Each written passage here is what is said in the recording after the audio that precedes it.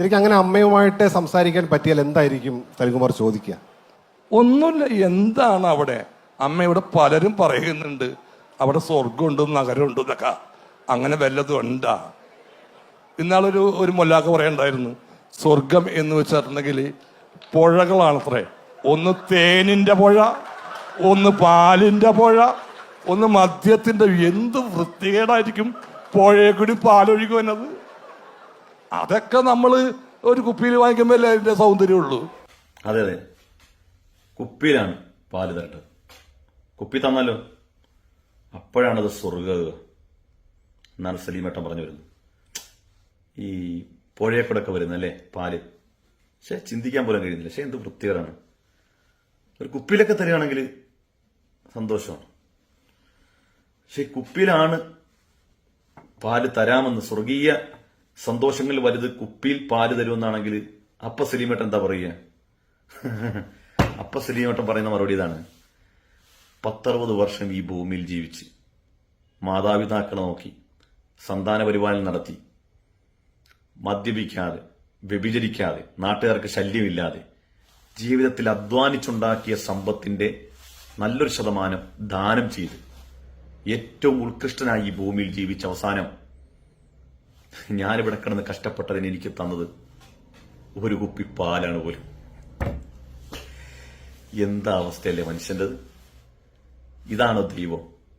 ഈ ഒരു കുപ്പി പാല് തരാൻ വേണ്ടിയാണോ ഈ ദൈവം നമ്മളെ ഈ ഭൂമിയിൽ കൊണ്ട് ഈ കഷ്ടപ്പാടൊക്കെ പെടുത്തിയത്? എത്രയോ ആളുകൾ രോഗം കൊണ്ടും പ്രയാസം കൊണ്ടും ഒക്കെ വിഷമിക്കുന്നുണ്ട്. ദൈവം അവരോട് പറഞ്ഞു, നിങ്ങൾ ക്ഷമിക്കൂ. നിങ്ങൾ ക്ഷമിച്ചാൽ നിങ്ങൾക്ക് അതിന്റെ പ്രതിഫലം നിങ്ങൾ ആഗ്രഹിക്കുന്നതിനൊക്കെ അപ്പുറമാണെന്ന്. ആ മനുഷ്യര് ഈ രോഗവും പ്രയാസവും പലതും കൊണ്ട് വിഷമിക്കുന്ന മനുഷ്യര് ഒടുവിൽ ഈ ഭൂമിയിൽ അതിനോടൊക്കെ മല്ലിട്ട് ക്ഷമിച്ച് അവസാനം മരിച്ചു ചെല്ലുമ്പോൾ അവർക്ക് കൊടുക്കുന്ന ഒരു കുപ്പിപ്പാല്. ഇതിനാണെങ്കിൽ ഇവിടെ കഷ്ടപ്പെടുന്ന കാര്യമുണ്ടോ? ഇതിവിടെ കിട്ടൂലേ? സ്വർഗം എന്ന് പറഞ്ഞ എന്താണ്? ഇവിടെ ഉള്ളതിനേക്കാൾ ഇവിടെ നമുക്ക് ലഭിക്കാത്തതിന്റെ അപ്പുറമുള്ള അനുഭൂതിയും സന്തോഷവും തരുന്നതാണ് സ്വർഗം എന്നുള്ളത്. സലിമാറേട്ട ഒരു കുപ്പി പാലിന് വേണ്ടിയാണെങ്കിൽ പിന്നെ അങ്ങോട്ട് പോകേണ്ട കാര്യമുണ്ടോ? ആ ദൈവം ഇത്രയും ദാരിദ്ര്യം പിടിച്ചവനാണ്. വേണമെങ്കിൽ അങ്ങോട്ട് കൊടുക്കാനും 3-4 കുപ്പി പാല്. നമ്മൾ ആഗ്രഹിക്കുന്നതിന്റെ, നമ്മൾ പ്രതീക്ഷക്കൊക്കെ അപ്പുറം നൽകുമ്പോഴല്ലേ അതിന് അനുഭൂതിയെന്നും അല്ലെങ്കിൽ സ്വർഗത്തിന്റെ അനുഭൂതി എന്നൊക്കെ പറയാൻ കഴിയുക. ഒരു കുപ്പി പാലിന് വേണ്ടി നമ്മൾ സ്വർഗത്തിൽ പോണ കാര്യമുണ്ട്. ഈ സസ്നേഹം സലീമേട്ടൻ്റെ ഒരു കാര്യം പറയാണ്, ബഹുമാനമാണ് നിങ്ങളോട്. നിങ്ങളുടെ പല നിലപാടുകളോടും നിങ്ങളുടെ ആറ്റിറ്റ്യൂഡുകളോടൊക്കെ നമുക്ക് വളരെയേറെ ഇഷ്ടമാണ്. നല്ലൊരു വ്യക്തിത്വമാണ് നമ്മൾ മനസ്സിലാക്കുന്നത്. അതുകൊണ്ട് തന്നെ ആ ആദരവെല്ലാം നിലനിർത്തിക്കൊണ്ട് തന്നെ പറയാണ്, സലീമേട്ട എന്തിനാണ് ഈ മറ്റുള്ളവന്റെ വിഷയത്തിൽ നമ്മൾ ആശങ്കപ്പെടുന്നത്? ഈ സ്വർഗത്തിന്റെ അനുഭൂതികളെ കുറിച്ച് വിശ്വസിക്കുന്ന ഒരു സമൂഹമുണ്ട്. ആ സമൂഹത്തെ സ്വർഗീയ അനുഭൂതിയുടെ പേരിൽ അവിടെ അതുണ്ട്, അവിടെ ഇതുണ്ട് എന്നൊക്കെ പറഞ്ഞ് നമ്മൾ പരിഹസിക്കുമ്പോഴും ഇതൊക്കെ ലഭ്യമാകണമെങ്കിൽ എന്ത് ചെയ്യണമെന്നാണ് ആ സമൂഹത്തോട് ദൈവം പറഞ്ഞതെന്ന് ഏതെങ്കിലും ഘട്ടത്തിൽ സലീമേട്ടൻ പഠിച്ചിട്ടുണ്ടോ? അപ്പൊ സ്വർഗത്തിൽ ചെന്നാൽ തേനിന്റെ പുഴ, പാലിന്റെ പുഴ, ഇതൊക്കെ നിങ്ങൾക്ക് ലഭിക്കും എന്ന് വേദഗ്രന്ഥങ്ങളിൽ പറയുന്നു. ഇത് ലഭിക്കുന്നതെന്ന് പറഞ്ഞാൽ ഒരു മനുഷ്യൻ അങ്ങോട്ട് മരിച്ച് എന്നാ പറഞ്ഞ ഇങ്ങോട്ട് കൊടുക്കുക എന്നുള്ളതല്ല, മറിച്ച് ഇത് ആർക്കാണ് തരാമെന്ന് പറഞ്ഞത്?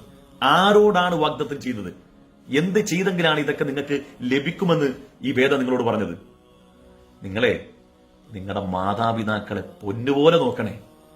നിങ്ങളുടെ സ്വർഗം പോലും ആ മാതാവിന്റെ കാൽച്ചുവട്ടിലാണ്. അത്രത്തോളം മഹത്വമുള്ളവരാണ് അവർ എന്ന് പറഞ്ഞു. അവരെ സംരക്ഷിക്കുന്നവർക്ക് വാസസ്ഥലം സ്വർഗമാണെന്ന് പറഞ്ഞു. നിങ്ങൾ അനാഥകൾ, വിധവകൾ, ഇവരെ നിങ്ങൾ സംരക്ഷിക്കണേ, ചേർത്ത് പിടിക്കണേ. നിങ്ങൾ മദ്യപിക്കരുത്. മദ്യപാനം കൊണ്ട് നിങ്ങൾക്ക് മാത്രമല്ല സമൂഹത്തിന് മുഴുവനും ദ്രോഹമാണ്. ഞാൻ ഇന്ന് നടന്നു വരുന്ന വഴിയിൽ കണ്ടൊരു കാഴ്ചയാണ്. നിങ്ങൾ നോക്ക്,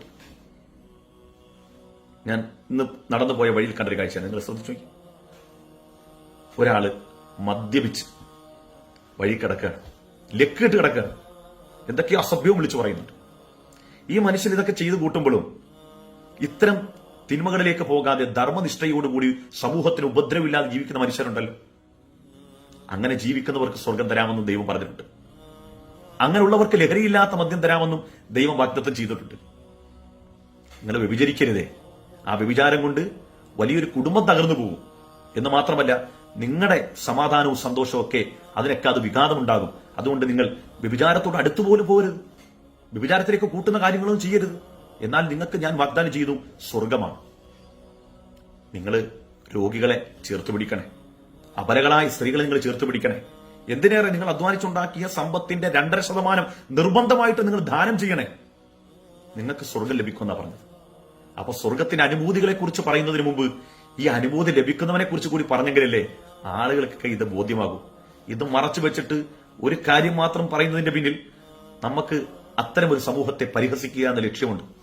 ഇനി ഇതൊന്നുമില്ല എന്ന് പറയുന്നവർ, ഈ സ്വർഗമില്ല, അതിനുവേണ്ടി ആരും ധർമ്മം ചെയ്യണ്ട എന്ന് പറയുന്നവർ, ഇവർ ഓരോരുത്തരെയും അവർ മുന്നോട്ട് വെക്കുന്ന പ്രത്യയശാസ്ത്രം എന്താണെന്ന് നിങ്ങളൊന്ന് സമഗ്രമായി പഠിച്ചു നോക്കും.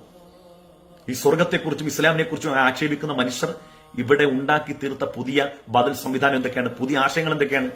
കൺസെന്റ് ഉണ്ടെങ്കിൽ സ്വന്തം പെങ്ങളെ, സ്വന്തം മാതാവിനെ വരെ ഭോഗിക്കാമെന്ന് പറഞ്ഞ ആളുകൾ വിടില്ലേ? ഈ മൈത്രേയൻ എന്ന് പറഞ്ഞവൻ സമീപകാലത്ത് പറഞ്ഞെന്താണ്?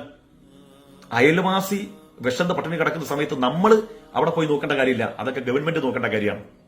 ഒരു രോഗിയെ ചേർത്ത് പിടിക്കേണ്ട കാര്യമില്ല, അതൊക്കെ ഇവിടുത്തെ സിസ്റ്റം ഗവൺമെന്റ് നോക്കിക്കോളൂ എന്ന് പറഞ്ഞു. അപ്പം സ്വർഗമോ അല്ലെങ്കിൽ ധാർമ്മികമായ ഒരു ജീവിതമോ മുന്നോട്ട് വെക്കാത്ത വ്യവസ്ഥിതികൾക്ക് പറയാനുള്ളത് ഇത്തരം അരാജകത്വവാദങ്ങളാണ്.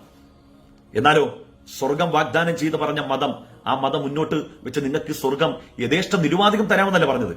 മറിച്ച് നിങ്ങൾ ഈ ഭൂമിയിൽ ജീവിക്കുമ്പോൾ ഏറ്റവും ഉത്കൃഷ്ടരും ഉത്തമരായ മനുഷ്യരായി നിങ്ങൾ ജീവിക്കണം.